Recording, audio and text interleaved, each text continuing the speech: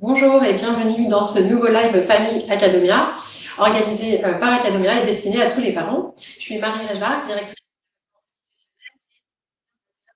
pour accompagner vos enfants dans leurs apprentissages. Et ce soir, on va parler des compétences à développer pour réussir et s'épanouir dans le monde d'aujourd'hui. L'objectif de ces lives, c'est à la fois de partager un point de vue mais concret et réaliste à mettre en place à la maison. Donc, j'ai le plaisir d'accueillir ce soir Solène Boquillon-Le Boisiou. Bonsoir Solène, ancienne directrice des ressources humaines. Et on attend que les soft skills prenaient de plus en plus d'importance dans le monde du travail, que tu as souhaité entreprendre pour transmettre ces compétences aux enfants. Il y a 5 ans, tu as créé donc Soft Skills, une application qui permet aux enfants dès 6 ans de développer ces compétences. Et mon livre sort aussi ce mois-ci sur le même sujet, préparer aujourd'hui nos enfants aux loin. Ça. Merci Solène d'avoir accepté notre invitation. Et je reçois aussi Aude Guénaud, professeure de lettres et fondatrice de l'assistance éducationnelle pour les enfants de 7 à 13 ans. Et Plume aide les enfants à développer leur goût de l'écriture, mais aussi leur créativité et leurs compétences à l'écrit. Merci Aude. Merci à vous. Je vais dire quelques mots du déroulé pour celles et ceux qui nous écoutent, donc qui va durer à peu près 45 minutes. Je vais poser bien sûr des questions en chat, mais vous pouvez vous aussi en poser directement via le chat. Je regarderai toutes les 15 minutes sur mon téléphone les questions qui nous arrivent pour les relayer internement, donc n'hésitez pas. Donc on va rentrer dans le vif du sujet. On a choisi ce thème des compétences à développer dans le monde d'aujourd'hui parce que chez Academia, ça fait longtemps que les connaissances académiques ne suffisent plus. Et bien qu'elles soient essentielles, il faut aussi d'en développer d'autres. Et c'est, disons que les développements de l'intelligence artificielle, des réseaux sociaux et dans notre registre, le changement climatique achève de nous développer ces autres compétences. On va essayer de dresser ensemble les compétences qui vont être nécessaires de développer pour que les enfants réussissent leur scolarité, mais aussi soient vraiment armés pour l'avenir des notes et des diplômes. Et puis, là, ce panorama, l'idée, c'est d'avoir des conseils concrets pour les parents. Donc, pour commencer à lister les compétences, celle à laquelle j'ai pensé en priorité, comme un peu la compétence socle, c'était la compétence d'apprendre à apprendre, puisqu'on sait que les compétences deviennent de plus en plus vite. Je pense qu'on est tout d'accord sur ces compétences importantes. Solène, toi qui est spécialisée dans les soft skills, tu conseillerais d'accompagner les enfants et les ados pour développer ces compétences? Alors, moi, je veux plus loin qu'apprendre à apprendre et apprendre à désapprendre. Il faut savoir que la durée de vie d'un diplôme, elle est passée de 30 ans dans les années 80, donc les compétences que tu as acquises dans un diplôme, à aujourd'hui 2 ans de compétences. Et tu vois des qui nous disent. Et donc, il faut non seulement apprendre tout le temps et tout au long de sa vie, et aussi désapprendre, parce qu'on va apprendre à faire quelque chose, on peut faire du note. Je vais plus loin que apprendre à apprendre. Donc apprendre à apprendre, je trouve que au niveau de l'éducation nationale, il y a une avancée qui a été faite, et je trouve qu'il y a tout le monde qui le met dans leur pratique d'enseignement, qui vont par exemple poser des questions aux enfants pour savoir comment est-ce qu'ils apprennent, est-ce que par exemple l'année dernière, mon fils quand en CM2, il a appris à faire des cartes mentales, ce qui est assez nouveau. Et ce qui est important, c'est que les enfants ils aient des connaissances de leur propre processus d'apprentissage, ce qu'on appelle la et de les questionner un maximum sur comment est-ce qu'ils ont appris à apprendre. Donc moi, ce que je conseille aux parents, c'est votre enfant, il va faire ses devoirs, lui demander comment est-ce qu'ils vont s'organiser, comment est-ce qu'il voit les choses pour faire ses devoirs, est-ce qu'il va faire il va faire des pauses entre chaque matière, combien de temps ça va lui prendre, est-ce qu'il préfère apprendre sa poésie debout en tournant dans sa chambre, ou est-ce qu'il préfère la relire 3 fois, est-ce qu'il a envie de... aujourd'hui, il y a plein de techniques, par exemple, le palais mental, où en fait l'enfant en fait, visualiser par exemple sa chambre et de se dire qu'à chaque début de poésie, et ben en fait, il va relier ça avec un mot de la poésie. Voilà, il y a plein de méthodes. Et pour quelles sont les meilleures méthodes pour vos enfants, questionner. Questionner, mais comment ça va. Et là, on parle d'apprendre à apprendre. Il y a aussi le sujet du goût d'apprendre, d'avoir envie d'apprendre, surtout dans un contexte où les enfants, les ados ont accès à la connaissance comment simplifier. Toi, en tant qu'enseignant, peut-être, est-ce que tu peux nous dire comment on peut développer ce goût d'apprendre? Eh ben, tout à fait. Alors, ce qui était très intéressant dans ce que Solène a évoqué, c'est le sujet de la planification, c'est-à-dire qu'en fait, le tâche complexe. Et donc, en fait, le fait d'être en capacité de planifier quand on est un enfant, c'est un phénomène qui est extrêmement complexe. Et donc, on a besoin de choses. Ça renvoie à toute la théorie de l'apprentissage explicite sur ce sujet. C'est-à-dire que si vous accompagnez votre enfant, je ne sais pas, sur un exercice mathématique, par exemple, vous allez lui dire vous allez verbaliser en fait ce qu'il est en train de faire en lui disant regarde ce que tu as fait, en fait, tu as résolu ton problème en faisant. En fait, vraiment, on va planifier et rendre explicite les choses. Et ce qui est intéressant, c'est que de cette façon, l'enfant devient acteur, donc ça permet de répondre à ta question. Parce que les trois le trépied, je dirais, ce qu'on appelle, ce que les jésuites appellent l'idosciandi, en fait, le plaisir d'apprendre, la joie d'apprendre, ça devrait être d'apprendre, en fait, ça devrait être en milieu. Cette frustration pour arriver au fait d'apprendre, mais en fait, en soi, c'est tellement chouette d'apprendre, on devrait toujours s'en réjouir. Donc, le trépied, en fait, qu'on évoque souvent dans les sciences de l'éducation, déjà, c'est le fait que l'enfant soit actif, c'est tout ce qu'on a évoqué, le fait qu'il puisse donner son sentiment, le fait qu'il puisse exprimer comment il sent, que ça lui parle, le fait que ça soit une situation qu'il comprenne, par exemple, ça c'est très important. Le deuxième point, c'est d'avoir un retour, ce qu'on appelle un feedback, et on appelle les boucles en psychologie cognitive, les boucles de rétroaction. En fait, quand on apprend quelque chose, d'avoir un retour, est-ce que je l'ai bien appris ou pas, d'avoir la possibilité d'avoir un correctif ou une félicitation, parce qu'on a très bien fait les choses.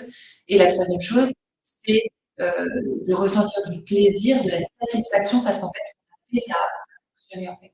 Donc, c'est vraiment les trois éléments de voir que ça a fonctionné et ça permet à l'enfant de voir son cheminement aussi. Donc, les trois points, vraiment souvent, quand élève me demandait, je faisais toujours, référence à ça, de donner un retour à l'enfant, un retour proche, parce qu'on a tous en tête des professeurs peut-être qui nous ont rendu les copies très longtemps après les évaluations. Et puis le fait de formaliser avec l'enfant là où il en est dans sa progression, ça l'aide vraiment à être actif et ça l'aide aussi à ressentir une satisfaction. Ça, tu veux ajouter quelque chose? Non, je suis. Donc, revenir dans le sujet exercice, on sait qu'il y a de plus en plus d'importance, ça c'est d'abord manifesté dans les professionnels, et encore ça continue de prendre en importance pour les professionnels en activité, mais c'est aussi très utile pour les enfants. On sait qu'il y a plein d'études qui mettent en avant que ces compétences, qu'on appelle aussi les compétences psychosociales, elles permettent d'une part la réussite scolaire et professionnelle par la suite, mais aussi le bien-être et le bien-être ensemble. Donc la liste est très longue des compétences psychosociales et des émotions, de la créativité, de la collaboration. Est-ce que tu aurais quelque chose sur les compétences que tu mettrais en avant j'ai des choses. Après, pour peut-être expliquer ce qu'on parle de soft skills, c'est les de vie qui nous permettent de naviguer au quotidien. Elles ont toujours été là, elles ont été plus tard dans les entreprises. C'est juste En fait, c'est la américaine à travailler sur le parce qu'ils se sont dit, voilà, on a de la méthodo, mais maintenant, en fait, il faut un peu d'humain, de management, de savoir comment se sur ce sujet, les psychologues et les sciences humaines. Et donc, il y a 3 grands domaines de compétences. Les soft skills, les compétences cognitives et relationnelles. Et ensuite, à l'intérieur, on va retrouver plein de choses cognitives. Pour moi, mes chouchous, c'est la confiance en soi et l'esthétique, qui, je pense, sont très, très importantes aujourd'hui. Ensuite, dans les compétences émotionnelles, l'accueil des émotions et la résilience. Et dans les compétences relationnelles, il y a la collaboration et puis le contenu de ce qu'on doit vraiment savoir résoudre des conflits devient pour moi une compétence essentielle. C'est intéressant ce que tu dis parce que donc, moi, évidemment, je suis obsédée par le fait de faire quelque chose. Je pense que c'est une chose qui leur permet de vraiment grandir dans un monde qui fait une place très importante à l'écrit. Et une des variables qu'on a vu vraiment avoir un impact très, très important sur les progrès de ces élèves sur Plume, c'est la baisse de l'inhibition à écrire, en fait. C'est pas tellement le fait que l'élève, par exemple, consomme plus de contenu, qui s'exerce beaucoup plus, etc. Ça a un impact, certes, mais en fait, le fait de baisser sa peur d'écrire a un impact extrêmement plus significatif sur ses productions écrites que tout le reste.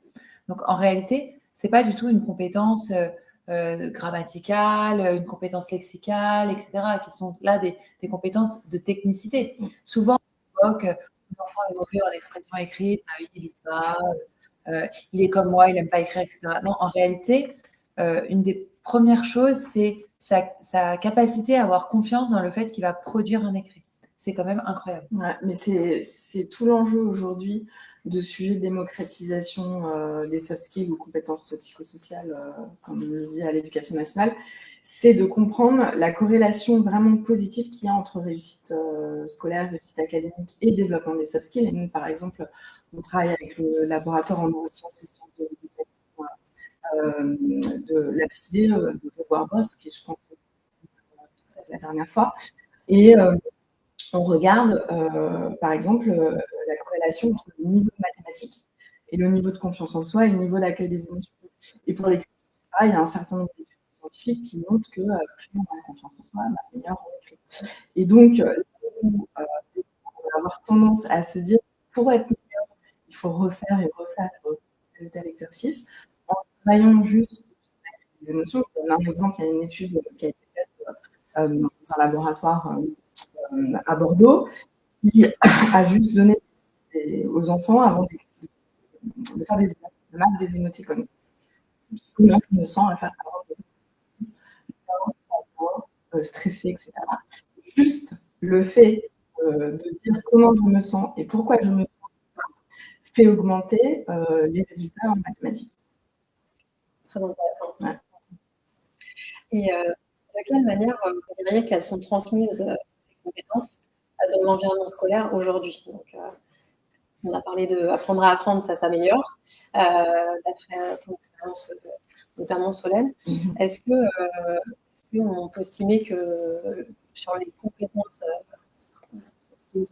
psychosociales plus largement, la situation évolue? De quelle manière c'est transmis?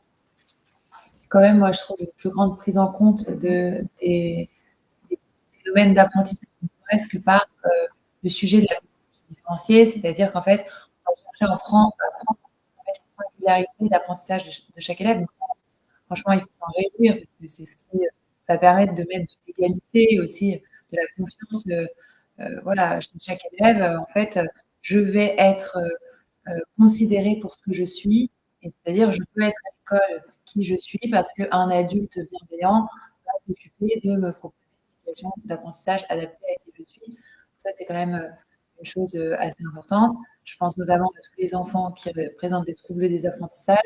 C'est quand même hyper important que ces enfants-là soient confortés dans le fait qu'on va les aider à prendre confiance en eux et qu'en fait, il suffit de mettre en place des situations pédagogiques adaptées. Alors, on a de plus en plus à l'ESP, donc l'ESP c'est l'ancienne UFM, c'est le centre de formation des enseignants, de plus en plus des situations d'apprentissage et de transmission des enseignants sur comment permettre aux élèves à mettre en place des situations qu'on appelle de régulation, c'est-à-dire de régulation d'une situation. C'est-à-dire comment, par exemple, quelle est la méthodologie si tu peux écrire une description, comment vais-je prendre, alors voilà, donc écrire une rédaction, ça commence toujours par une tâche peut-être d'idéation, etc.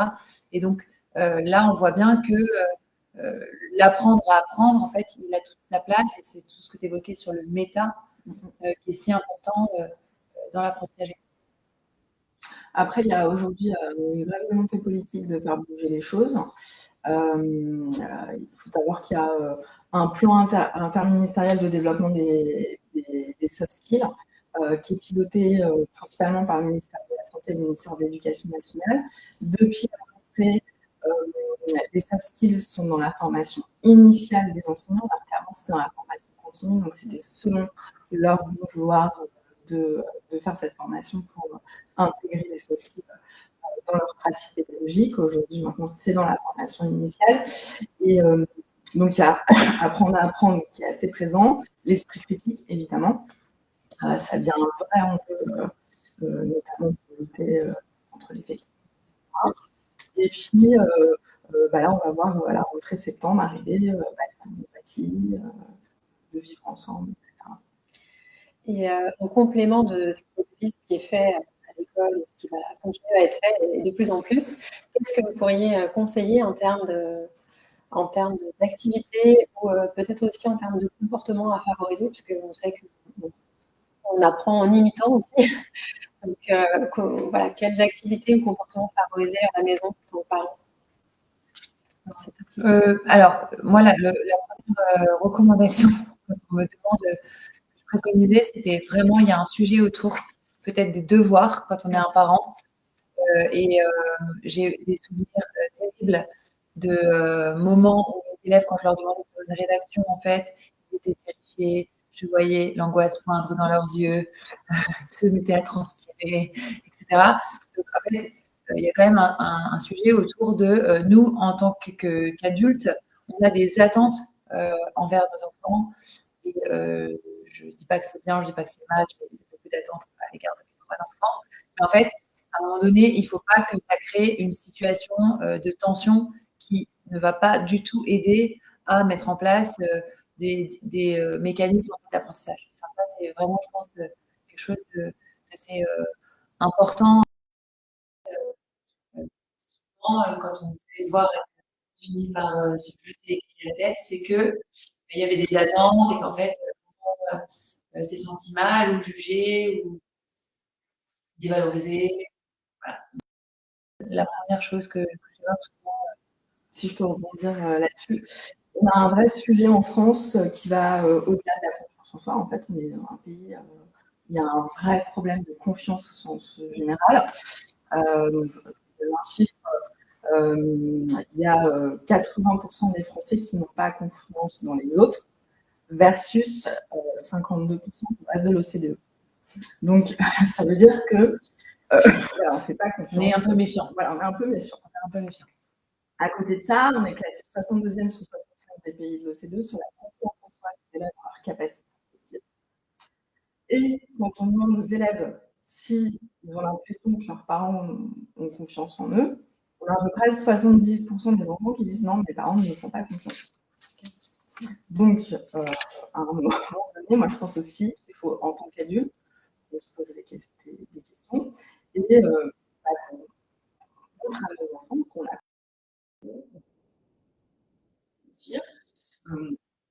quitte à le faire par rapport au fait qu'on a tous des attentes vis-à-vis de nos enfants, faire un contrat. Par exemple, ce que je propose, c'est de dire, d'avoir une discussion avec son enfant, voilà, sur telle ou telle matière, combien est-ce que tu penses que tu peux arriver à avoir? Au lieu de se dire, non, il faut que tu aies 18 sur 20.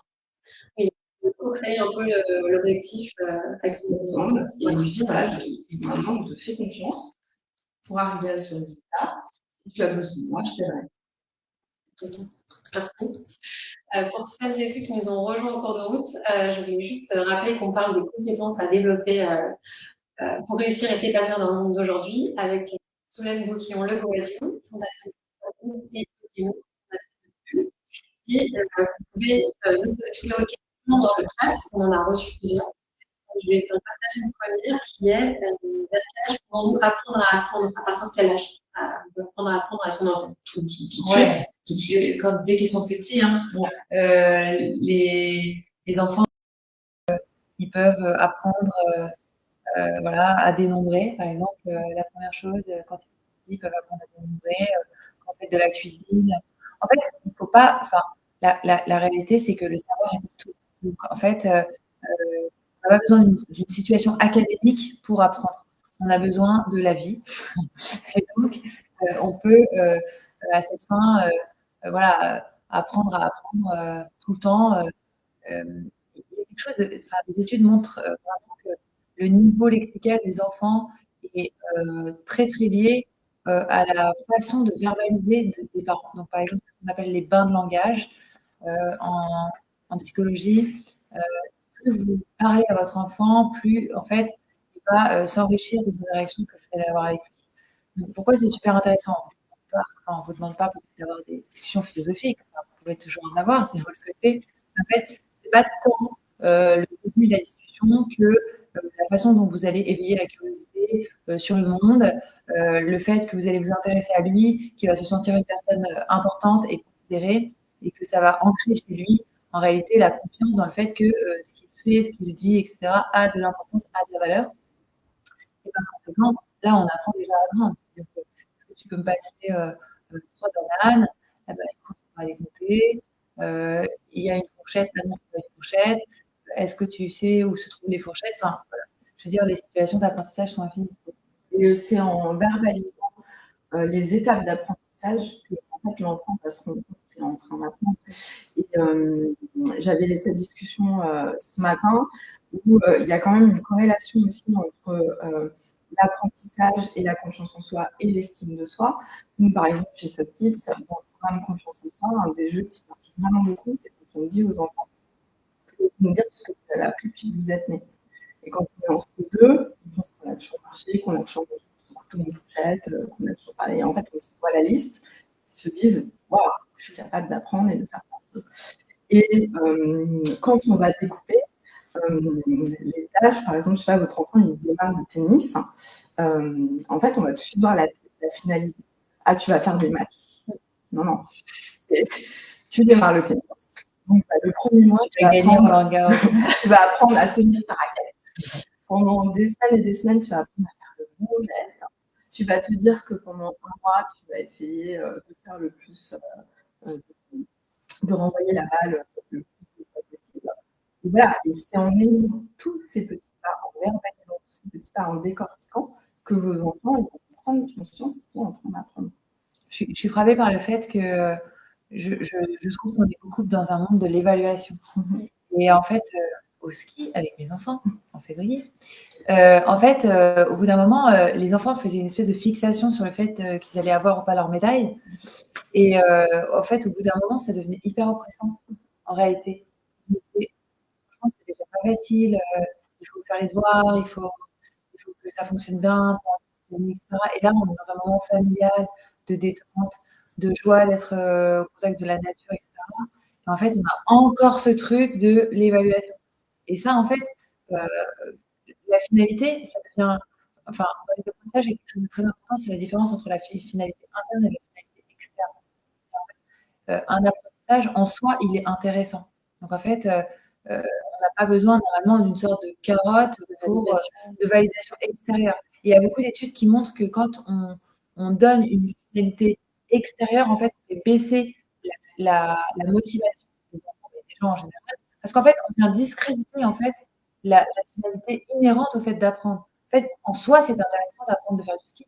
Parce qu'en fait, je vais pouvoir voir des beaux paysages, je vais pouvoir être content de moi, je vais pouvoir ressentir du plaisir quand je vais glisser. Bon, je ne suis pas en train de mettre en péril toute l'évaluation de l'école de ski, mais ce que je veux dire, c'est que cette dimension de la compréhension de la finalité d'un apprentissage, elle est supérieure au fait de dire à son enfant, si tu arrives à tel résultat, tu obtiendras 5 euros, une glace de dessert ou une médaille. Non, mais c'est là où il faut absolument verbaliser le chemin et expliquer le chemin plutôt que d'être dans la finalité de tout. La satisfaction du chemin qu'on parcourt et de ce qu'on prend par mesure. Et c'est en faisant ça aussi que vous allez développer la persévérance. C'est un vrai sujet aussi aujourd'hui, la persévérance. On est dans une génération de l'instantanéité où ils ont tout de suite. Moi, j'attendais, quand je devais attendre la suite de ma série et que en fait s'enfiler d'un coup. Voilà, aussi en expliquant le chemin et les différentes étapes, on cultive aussi la persévérance de manière indirecte. Et on accepte le fait d'être frustré. Parce que en fait, c'est ça aussi ce qui est difficile dans un apprentissage. C'est qu'en fait, on diffère en fait, le résultat qui n'est pas un résultat immédiat. En fait, le fait d'accepter que la satisfaction elle soit différée, c'est pas facile. Surtout on voit bien les petits, comment c'est dur pour eux. En fait, ils sont submergés, c'est très compliqué, ils veulent tout de suite, etc. Et c'est un apprentissage, c'est une prise en soi d'accepter de différer le résultat. Voilà, je vais à l'entraînement d'athlée, j'accepte que mon résultat sur 2 kilomètres, en fait, il va progresser, mais peut-être sur un trimestre, pas demain, pas ce soir. Une personne qui a réagi à ce que tu disais tout à l'heure sur l'importance de l'évaluation et la carotte, qui dit mais c'est intéressant, mais comment on peut faire autrement que comment on pourrait changer cette approche Alors là, du coup, en plus, c'est terrible parce que je suis professeure, donc j'ai mis des notes, etc. Pour ma part, c'est intéressant parce que c'est une question que les parents posent souvent. Alors, il faut savoir qu'on est passé quand même dans l'éducation nationale à un paradigme de l'évaluation de la compétence, et pas de l'évaluation, en fait, pas de l'évaluation, je dirais, du résultat final, même si, bien sûr, je connais très bien la différence entre l'évaluation formative, qui est en train de se produire, une évaluation sommative, c'est-à-dire une évaluation qui vient au terme d'un apprentissage qui est long. Je crois que nous, en tant que parents, c'est tout à fait normal qu'on s'intéresse aux résultats de nos enfants. Je vais venir à demander à mes enfants de me sortir des résultats. Mais on n'a peut-être pas à nous-mêmes se lancer dans des évaluations. Je crois que peut-être la posture, c'est une posture d'accompagnateur, de facilitateur, plutôt qu'une posture professorale qui est déjà dans l'évaluation. L'évaluation académique, enfin, ils ont vraiment ça beaucoup à l'école, en réalité. Et ça n'est pas facile d'ailleurs, parce qu'en fait, moi, je trouve ça hyper stigmatisant. Vous avez des profs en plus qui sont un peu sadiques, qui rendent des copies dans l'ordre, c'est affreux, qui disent les notes à voix haute, mais pourquoi pourquoi faire ça Voilà, donc il y a cette posture qui est très liée à l'école, qui est de l'évaluation, même du classement, en fait. Du classement, même parfois du tri. C'est-à-dire, en fait, si tu as ça, tu peux aller dans telle filière. C'est quand même très, très dur, en réalité. Donc, nous, peut-être qu'en tant que parents, on doit plus valoriser aussi peut-être le valoriser, comme tu disais, Solène. Et la compétence, en fait, on voit aussi que l'auto-évaluation permet la réussite et de savoir de s'auto-évaluer, de savoir ce qu'on est capable de faire. Et après, la recherche a plus d'impact sur les résultats scolaires que d'être noté. L'évaluation entre pairs aussi. Oui, l'évaluation entre pairs. Et moi, ce que je conseille dans le livre, c'est de faire un tableau de ce que j'ai appris. Et en fait, demander à son enfant tous les mois, voilà, qu'est-ce que tu as appris ce mois-ci, entre ce que tu as appris à l'école, mais ce que tu as appris aussi dans ta vie au quotidien, et de le mettre sur ce tableau pour qu'en fait, l'enfant prenne conscience de son niveau et de ce qu'il a appris. Il y a une autre question sur les qui est est-ce que elles vont devenir plus importantes que les connaissances qu'on apprend aujourd'hui en classe? Alors déjà, il faut dire qu'on est passé d'un paradigme du savoir fondamental, du contenu à l'éducation nationale, à un paradigme du savoir-faire. Donc en fait, on a déjà changé de paradigme au niveau de l'éducation nationale. certains hurlent au pédagogisme, etc. Bon, je veux dire, on peut critiquer, mais enfin, c'est un état de fait. Je trouve que le, le modèle a changé. On va valoriser plus la capacité à aller chercher un savoir et à l'utiliser plutôt que sa connaissance pure et simple. Donc, de ce point de vue-là, il y a déjà eu un changement. Et c'est relayé par toutes les enquêtes de l'OCDE.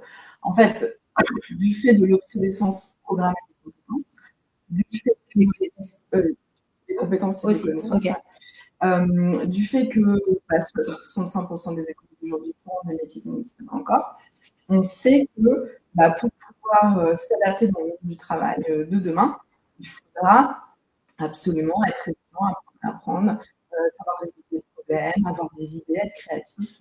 Donc, je ne vais pas dire qu'elles vont avoir plus d'importance, mais elles vont faire une grande différence. Si on revient sur l'écriture, on a commencé à en parler tout à l'heure. Donner le goût d'écrire, c'est vraiment la mission. J'imagine que c'est plus important. On peut faire ses devoirs à ChatGPT. Est-ce que tu peux nous en dire un peu plus sur pourquoi c'est essentiel et comment s'y prend pour développer notamment le goût d'écrire? Oui, tout à fait. Alors, donc moi, j'ai enseigné 12 ans les lettres modernes, donc je connais très bien le fait d'apprendre à des enfants à écrire, en quoi ça consiste. Pourquoi est-ce qu'on a créé Plume? Parce qu'en fait, on pense que, enfin, et d'ailleurs, ce qu'on pense, c'est que c'est scientifique, que pour bien se développer, des enfants doivent apprendre à bien écrire, parce que ça développe non seulement leurs compétences académiques, mais ça développe toutes leurs compétences, je veux dire, leur capacité réflexive, ça développe le champ lexical, ça développe la capacité de dire les mots justes, etc. Donc, c'est vraiment fondamental. Donc, nous, ce qu'on a décidé de faire, c'est de proposer un outil numérique qui permettrait à l'enfant de recevoir des retours en temps réel sur son écrit. Et comment on s'y prend? Comment on ne s'y prend pas? On ne s'y prend pas par le prisme de l'orthographe, parce que je pense que c'est quelque chose qui est totalement éculé en réalité. Ce qui compte, c'est le fait que l'enfant puisse cheminer, et ça, les anglo-saxons ont très très bien compris, hein, que l'enfant doit pouvoir s'exprimer et baisser son inhibition à écrire, puisque c'est ce qui va lui permettre de progresser en réalité. Donc, ce qu'on fait, c'est qu'on propose des situations d'écriture qui sont très diverses. Compléter des histoires, relever des défis d'écriture, écrire le mot du jour, etc. Et en temps réel, on va faire des retours à l'enfant. C'est-à-dire qu'on va demander pourquoi est-ce qu'il a arrêté d'écrire, est-ce qu'il a besoin qu'on reformule une consigne, est-ce qu'il recherche des idées, etc. Et on va lui faire des retours. Voilà. Donc, on va l'accompagner pas à pas comme un petit compagnon d'écriture en temps réel. Et il va pouvoir écrire bien plus que s'il n'avait pas ce petit compagnon d'écriture. On a aujourd'hui des études d'impact qui nous montrent qu'à partir de cette activité, en fait, les enfants écrivent 150% de plus en fait, que sans cette activité d'écriture, et que le niveau de complexité de l'écrit augmente. En fait, non seulement ils écrivent plus, mais en fait, leur écrit est beaucoup plus structuré. C'est quand même très intéressant. En effet. On a parlé tout à l'heure un peu de l'intelligence artificielle. Il y a une personne qui demande est-ce que du coup c'est important d'apprendre aux enfants à prompter, aux adolescents peut-être à prompter? Ça me paraît, c'est une forme d'art numérique. Enfin, pour moi, ce sont les lettres numériques. Je pense que dans un monde où l'intelligence artificielle va prendre beaucoup de place, il est très important de comprendre comment fonctionne l'intelligence artificielle. Donc, d'une part, de comprendre sur quoi elle se construit, tous ces corpus de textes qui viennent de Wikipédia, comment les jeux de données sont construits, comment mon consentement est utilisé, quel est le résultat final, pourquoi est-ce qu'il est contestable ou pas, qu'est-ce que c'est qu'une hallucination, par exemple, d'intelligence artificielle, etc. Donc, c'est une connaissance, c'est une compétence à part entière. Ensuite, prompter, ça devient en effet une compétence hyper importante. Et là, je dirais que c'est même une skill, en fait. Hein. Oui. C'est ce qu'on appelle du fine-tuning. Donc, nous, on l'utilise, puisque Plume utilise de l'intelligence artificielle pour ce propre modèle. On utilise des modèles de fine-tuning pour comprendre si les réponses sont cohérentes ou pas avec nos modèles. Donc, ça devient quelque chose d'hyper important. Et moi, ce qui m'inquiète un peu, c'est les adultes de demain ou les enfants d'aujourd'hui, ceux qui auront compris en fait la finalité de comprendre ça et ceux qui n'ont pas eu l'opportunité de le faire, en fait, c'est la nouvelle forme d'électrionisme dont on parle aujourd'hui. C'est-à-dire qu'en fait, on a bien vu pendant le confinement, nous, on était surpris, on voyait bien, c'est pas parce que vous avez un outil numérique à la maison, ou c'est pas parce que vous avez un portable que vous savez faire un setup et utiliser correctement un outil numérique, malheureusement. Mais en fait, il y avait des inégalités criantes entre les enfants qui n'arrivaient pas à utiliser l'outil plume et ceux qui y arrivaient très très bien parce qu'en fait, ils avaient un adulte pour leur expliquer, parce qu'on leur avait déjà montré. Et en fait, ça ne va faire que s'amplifier. Donc, je pense qu'il y a un accompagnement autour des outils numériques à faire pour expliquer qu'est-ce que c'est qu'un numérique intéressant et au service de l'intelligence collective. Et la connaissance et la compétence du coup. Solène, tu veux ajouter quelque chose peut-être en termes d'autres skills à développer en lien avec le développement des intelligences artificielles? Tu as parlé de tout à L'esprit l'heure. critique, ça me paraît clé. Enfin, de toute façon, il y a tout un accompagnement à faire au numérique, que ce soit l'esprit critique ou l'accueil des émotions, la résilience. Aujourd'hui, nos enfants, ils sont sur les réseaux sociaux, soit ils se retrouvent avec continu avec des actualités qu'ils ne veulent pas forcément voir, donc capable d'accueillir ce qu'on a vu, de verbaliser l'émotion. Il faut être capable de répondre, de savoir si cette photo elle est vraie ou elle est fausse. Par rapport à l'intelligence artificielle, il faut absolument former les enfants, parce que c'est là où on verra la différence entre des citoyens éclairés et des citoyens qui ne sont pas éclairés.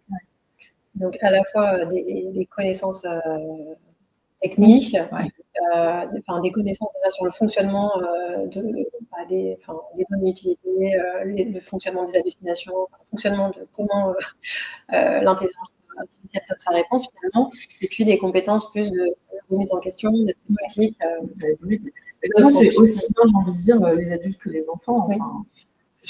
Non, mais c'est vrai, mais moi, par exemple, je sais pas, la première fois que j'ai fait un cours d'algorithme à mon fils aîné, il avait 6 ans, parce qu'en fait, il était sur YouTube en train de regarder C'est pas sorcier, et il s'est retrouvé sur des vidéos de qui lui vendaient des trucs, et formidable vie d'enfants qui reçoivent des jouets toute la journée. Et donc, je lui expliquais que c'était l'algorithme qui avait détecté que comme il regardait C'est pas sorcier, il devait être un enfant de tel âge, et qui lui proposait telle ou telle chose pour que derrière, il achète. Et ça, c'est des choses qu'il faut expliquer à ses enfants. Alors, avec toutes les compétences qu'on a listées aujourd'hui, et sachant que les enfants sont déjà, et les parents souvent sont déjà bien occupés par le travail scolaire, et puis par essayer de respecter du temps de détente, du temps d'activité physique, de repos. Comment vous avez des conseils pour que finalement ce qu'on rajoute un peu dans les choses à apprendre ne se transforme pas en stress pour les parents qui nous écoutent, ni pour leurs enfants d'ailleurs? Comment on peut l'intégrer finalement, ce développement des nouvelles connaissances et compétences au quotidien en fait, de la famille, tout simplement? Moi, c'est tout l'objet de mon livre. Mon pub. Non, mais en fait, les soft skills, c'est des compétences humaines qui se cultivent au quotidien. Il n'y a pas besoin de faire un planning. Enfin, si vous avez décidé que vous voulez développer l'esprit critique avec vos enfants, et ben vous dites à table, quand on discute, tiens, j'ai vu telle information, d'où elle vient, qui m'a donné cette information, tiens, on fait une recherche, est-ce que tout le monde dit la même information dans tous les journaux? Voilà, c'est dans la discussion. La confiance en soi, ça va être essayer de trouver, d'observer son enfant, trouver le truc dans lequel il est bon, sa zone de vie, et d'y aller à fond pour que le moment où votre enfant il a l'impression d'être nul dans un truc, vous puissiez dire, mais regarde, c'est super bon.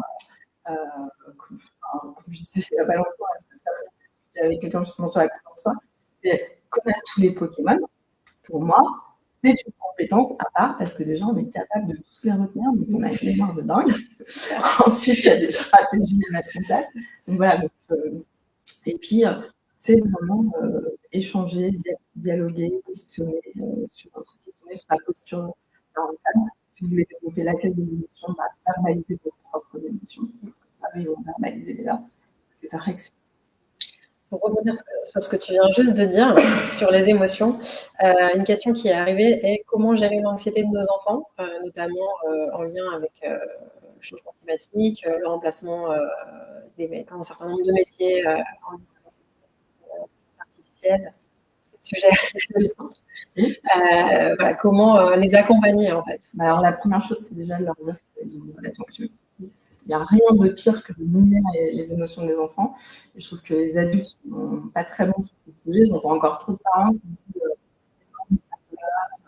c'est pas grave, ça va bien se passer. Si votre enfant, dans son corps, il ressent qu'il a peur, qu'il est anxieux, si vous dites que non, il n'a pas avoir peur et qu'il n'a pas à être anxieux, il va dire qu'il n'est pas normal. Donc déjà, Je crois que je fais ça moi. Bon. Donc déjà, vous lui dites ah oui, c'est anxieux, c'est normal. Moi aussi, je me pose des questions. On n'a pas, enfin, nous les adultes, on n'a pas toutes les réponses. Oui, voilà. Donc tu as le droit de te poser des questions. Et ensuite, essayer vraiment de dédramatiser en essayant de trouver des solutions avec. Bon, par rapport à ça, t'as peur. Qu'est-ce qui pourrait arriver de pire? Qu'est-ce qui pourrait faire que ton niveau d'anxiété va baisser? Et voilà, avoir un dialogue et surtout ne pas nier les choses parce que on a le droit d'être anxieux, tout comme on a le droit d'être stressé. Voilà, c'est quelque chose. Enfin, les émotions, elles sont là, elles sont ni bonnes ni mauvaises, elles sont présentes, elles font partie de nous. Merci. Est-ce que, pour finir, vous voudriez conseiller aux parents qui nous écoutent, en plus de Soft Kids et de Pub, des activités, des ressources, que ce soit en ligne ou pas, pour développer les compétences dont on a parlé aujourd'hui? Alors moi, il y a Moi, je vais parler d'un album de jeunesse que j'aime beaucoup. Si votre enfant est petit, je lisais à Arthur en boucle un album qui s'appelle Grosse Colère. Grosse Colère, c'est 4-5 ans. C'est l'histoire d'un petit garçon, et je ne vais pas le cacher, qui a une grosse colère. Et en fait, il se met à jeter des choses dans cette chambre, etc. Et c'est en fait le moment où il se rend compte qu'il a abîmé des choses qui lui plaisaient beaucoup. Comment il va réussir à affronter cette colère et justement retourner voir ses parents à la table parce qu'il ne s'est pas comporté. Et c'est un peu ce que tu disais, c'est-à-dire en fait, il y a le dessin qui montre hyper bien que parfois en fait on est un enfant et on est d'ailleurs un adulte, on est submergé par cette émotion, on est très en colère. Sans doute que vous vous mettez parfois en colère contre votre conjoint ou votre conjoint, ou que parfois vous pleurez, etc. Et c'est ce que font les humains en fait. Donc voilà, donc moi je pense à ce livre. Il y a aussi le livre, tu sais, La maladie des émotions, là, hyper sympa pour les petits. La couleur des émotions. Qui est très très utilisé par les enseignants en maternelle. Moi en ressources, alors c'est plutôt pour les on va dire 8-15 ans. Moi j'aime beaucoup Confkit. Donc Confkit, c'est une entreprise qui permet aux enfants d'avoir accès à gratuitement sur des sujets avec des personnes de haut vol. Par exemple, on va trouver la conférence de Boris Cyrulnik sur la résilience, on parlait des émotions. Donc j'avais beaucoup aimé, avec un de mes fils, la conférence sur comment fonctionne votre cerveau quand vous êtes sur les réseaux sociaux et que vous jouez aux jeux vidéo. Donc ça a permis de comprendre qu'ils sont happés parce qu'il y a du like, qu'ils sont happés par la récompense. Et donc voilà, donc il faut vraiment aller voir Confkit, de regarder ces conférences avec nos enfants parce que ça génère de la discussion en famille et ça leur permet de comprendre comment ils fonctionnent. Ok, merci beaucoup pour ces conseils. Je vais aller regarder les deux. Donc le moment est venu de clôturer ce live. Je vous remercie à nouveau toutes les deux d'avoir accepté notre invitation. Merci aussi à tous ceux qui nous ont écoutés ce soir. Si vous avez raté le début, sachez qu'il y a un replay qui sera disponible, qui est très, très rapidement disponible dans l'onglet live de la page Facebook d'Academia. Et pour ne pas rater nos prochaines conférences, je vous invite à suivre la page Facebook d'Academia pour être tenu au courant. Voilà, je vous remercie de nous avoir écoutés et je vous dis à bientôt.